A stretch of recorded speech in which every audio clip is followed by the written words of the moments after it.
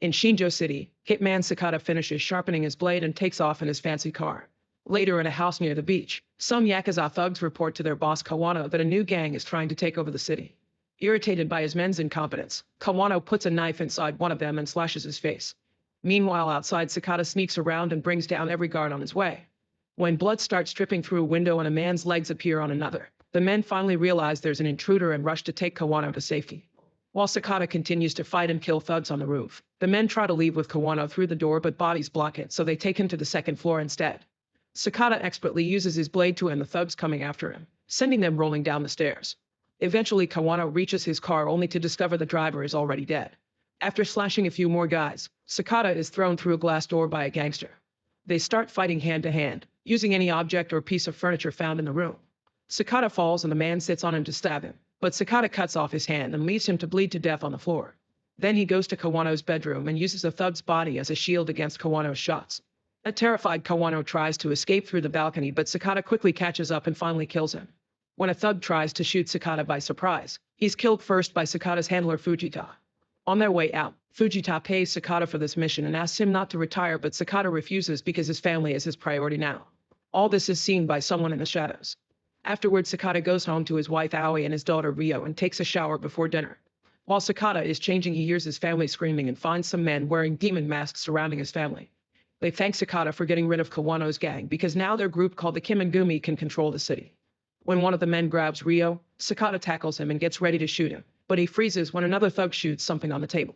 Then the man starts beating Sakata up on the floor. Ryo begs the guy not to hurt her father, so Aoi rushes to get her out of the way before begging for mercy in tears. Tired of her crying, a man shoots her in the head. A furious Sakata tells Ryo to run before he attacks the strangers, but a man shoots the girl. While Sakata has a breakdown, the gang leader says that there's a demon in the city that possesses someone once every 50 years, causing them to go on a killing spree. The Kimengumi's duty is to protect the city from such demon, but Sakata still promises to kill them all one day. The men say they'll wait for that day before shooting Sakata too. Soon the police find the family and assume Sakata shot Ryo and Aoi before self-deleting. 12 years later, Mayor Sunahara is talking to the press, explaining how he transformed Shinjo City from a dangerous crime-infested area into a beautiful place of progress. He also announces that they'll be opening an integrated resort with a theater, shopping, and casino. A journalist named Kamiyama tries to ask about all the people who have gone missing and been killed in the last decade, including the leader of the group opposing the resort construction. But Sunahara says it's all factless rumors. In the meantime, Sakata has been living in a vegetative state in a medical prison. When his sentence is finally over, Fujita comes to pick him up and takes him to an apartment in the slums, proving that the city isn't doing as great as propaganda says. Days start to pass and Sakata is taken care of by Fujita's relative Raj, who bathes him, feeds him, and takes him on walks. One evening when they're returning to the apartment, a criminal suddenly jumps on them and stabs Sakata's arm as he screams his name. It turns out this is the thug whose hand Sakata cut off years ago and he wants revenge, but Sakata still doesn't react. At the same time, Kamiyama is meeting with the guy with the slashed face to ask him about the Kimengumi. The thug thinks Sakata was hired by the Kimengumi, and Kamiyama notices the day of the attack is the same date as the resort getting its business license. All this happened around the time Sunahara became mayor. The thug also explains that the Kimengumi gets their money from human trafficking and illegal substances. The conversation is interrupted by a masked man who breaks the van's window, causing Kamiyama to run away in fear. The man runs after him to kill him with a hammer while a second masked guy takes the thug out of the van. Then the men put the hammer in the thug's hand and give him a gun to force him to self-delete. They watch him die before they receive an important call. At home, Fujita is practicing ping pong while thinking about the whole deal with Sakata and how he told the Kimengumi about the family, but they didn't listen to him when he asked them not to kill them. At that moment, he gets a call with surprising news. At the hospital, police chief Kotaro comes to check on the victim of a hobo fight in the neighborhood. He gives the two guarding officers some money so they can take a break, then he enters the room, revealing the victim is Sakata. Kotaro is now wearing a demon mask and asks Sakata if he recognizes him, which means he's one of the Kimengumi who killed Sakata's family. As he takes an injection from his coat, Kotaro explains that 12 years ago, when the group realized Sakata was still alive, they received orders not to shoot him again, but he always thought they should have killed him. Then Kotaro injects Sakata's fore, unaware that his voice is slowly bringing Sakata out of his vegetative state. When Kotaro gets ready for a selfie, he sees Sakata moving again. After accidentally falling, Sakata grabs Kotaro and makes him fall, followed by some choking. However, Kotaro hits Sakata with a few objects to push him off and lands a few kicks to knock him out. At that moment, the officers come back and Kotaro has to take off the mask to stop them from shooting. As soon as the guards turn around, Kotaro puts on the mask again and shoots an officer in the face, using a pillow to cover the noise. The other officer isn't surprised because he's also part of the Kimengumi. When they discover a doctor saw all this, they shoot him as well. Suddenly Sakata wakes up and jumps on Kotaro, so the officer tries to defend his boss, which triggers a fight among the three of them. The officer ends up falling and stuck between the bed and wall while Kotaro keeps on kicking Sakata, who manages to hit his enemy's head before trying to use the fourth line to choke him. Kotaro defends himself, and in the struggle they push the officer through the window. Then Sakata tries the fourth line again, and when Kotaro takes it off, Sakata finishes strangling him with the bed sheets. When Fujita and Raj arrive at the hospital, they're shocked to see Sakata walk out. He grabs some food on his way out, which triggers a memory of his family's death, further feeding his desire for revenge. The news of Sakata's revival reaches the Kimengumi, including the guys working in the illegal factory and moving the girls for sale. The leader is delighted to hear this and calls Sakata a demon loose in the city, so he starts dancing to celebrate with an ancient ritual. Soon Fujita receives a message from the Kimengumi asking him to bring them Sakata's dead body. The group drives to the factory and Sakata's body is dropped in a bag before Fujita and Raj leave. Once the bag is thrown on a conveyor machine, Sakata comes out and punches a guard before leaving the room. The factory owner Takemoto sees Sakata fighting a bunch of his employees on the cameras and immediately warns the gate guard, who opens fire at the van. Raj is immediately killed, but Fujita is only wounded and quickly shoots the guards back. After Takemoto consumes his own product, he puts on a mask that marks him as one of the killers of Sakata's family. Meanwhile, Sakata moves through the different areas of the factory, bringing down every thug in his way by using items he finds around or even smashing their heads on the wall, railings, and machinery. A worker picks up Sakata with a loader truck and covers him with trash before dropping him on the floor, so Sakata throws a knife to kill him. Another worker in a cart opens fire, so Sakata jumps on him to derail the vehicle and steals the gun to kill a few more men. Some workers jump into the cart with him and Sakata kills them with his knife. Then he jumps off right before the cart crashes. Still hungry for revenge, Sakata continues to make his way through the stairs and a corridor, always killing all the men who try to stop him. When he reaches the office floor, he discovers Takemoto is already outside pressing a button on his phone. At that moment, the building blows up and Takemoto receives a call from the leader, who saw the explosion and congratulates him on his success. However, Takemoto hangs up when he sees Sakata coming out of the building protecting himself with a blanket. It looks like another fight is about to begin, but Takemoto is run over Fujita, who falls to his knees while puking blood. He apologizes to Sakata for telling the Kimengumi about his family and agrees he deserves an end too, so Sakata doesn't hesitate to shoot him. Afterwards, Sataka hangs Takemoto and starts beating him up, but Takemoto only laughs and swears loyalty to his leader. At that moment, Takemoto's phone rings and Sataka hears the leader's voice. He furiously destroys Takemoto's mask as the leader reveals that his daughter is still alive. The leader turns out to be Mayor Sunahara, and he explains that all these criminal activities bring the money to make the city progress. If Sakata wants to see his daughter again, he must let Takemoto go. However, Sakata kills Takemoto anyway. In the morning, reporters talk about all the attacks that happened last night and blame them on Sakata, saying he died in the factory explosion. Meanwhile, Ryo is now a teenager being watched by Kanta, another one of the masked men. He's in charge of the Kimengumi's human trafficking business and likes to stare at Ryo in inappropriate ways.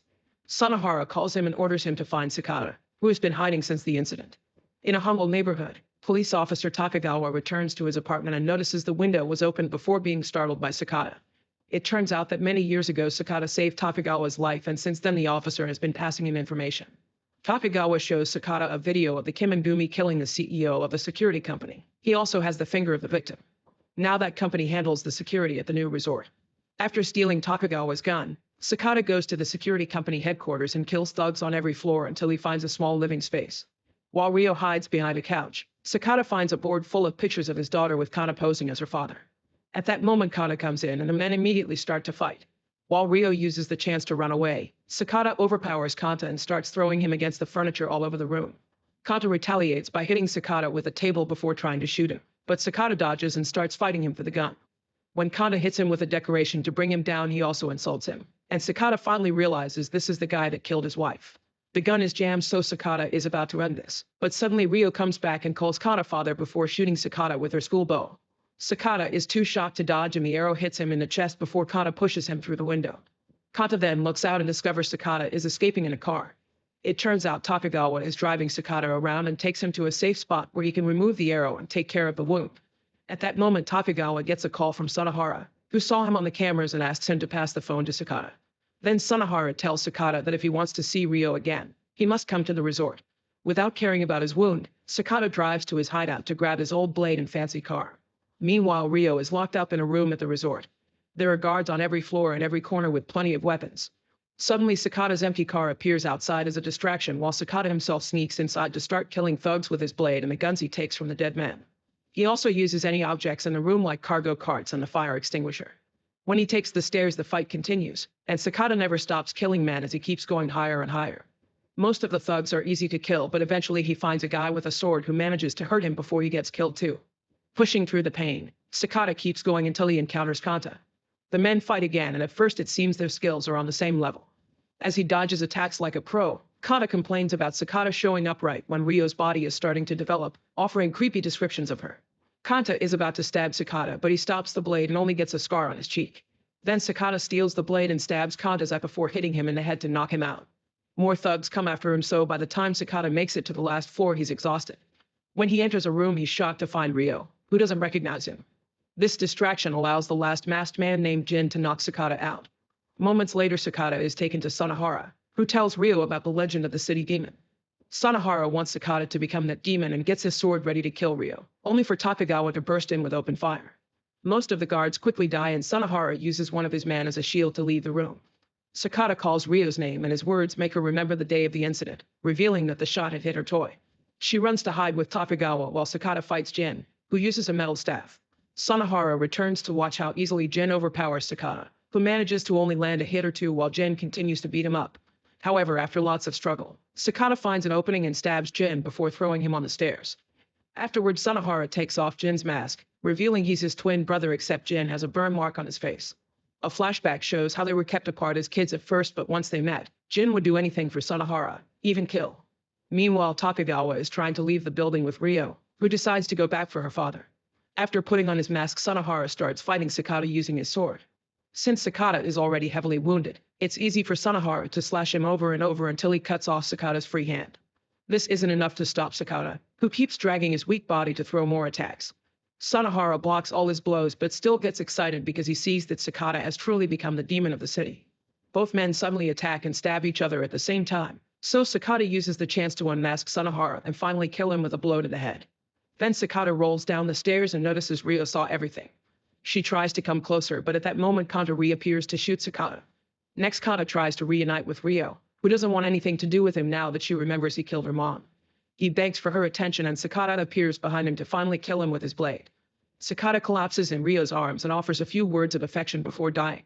Sometime later, the police, firefighters, and doctors arrive to pick up all the bodies and wounded people. One of these bodies is Jin, who is still alive. Ryo is told to wait in the ambulance, but while everyone is distracted, she runs away. A year later, Jin is pretending to be his brother and wins the elections by getting sympathy for his scar. After an interview, Jin wears the leader's mask and performs a ritual in a shrine in the forest. At that moment, Ryo shows up and shoots Jin with multiple arrows until he's dead. Then she leaves in her father's car, where she keeps a family picture. Make sure to subscribe and turn on notifications so you can watch more videos like this. Thanks for watching.